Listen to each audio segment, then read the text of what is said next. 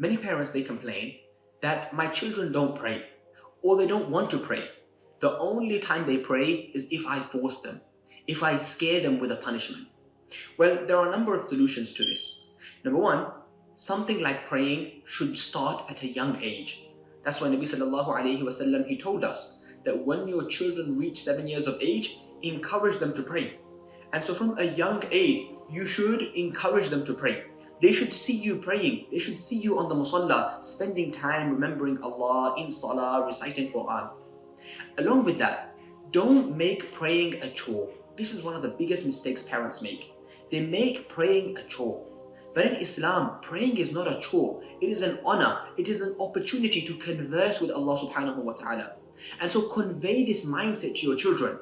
Tell them when they're worried, if they're stressed about something, if they're upset, buy them a musalla and tell them, go sit on the musalla. Remember Allah. So create this mindset and attitude towards prayer, that prayer is an honor. It is a gift from Allah subhanahu wa ta'ala to us as believers. And very importantly, don't give preference to school over prayers.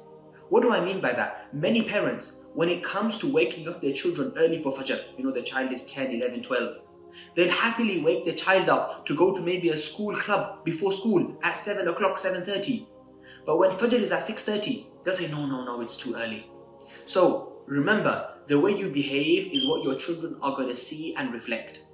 So give preference to prayer over school, because our deen comes before everything. This is our first priority. And when they see you giving preference to prayer and so much importance to prayer, then inshallah they themselves will get into prayer. حين محل البلاء جئت إليك ذليلا أناجي من لي غيرك ربي يسمع مني شكواي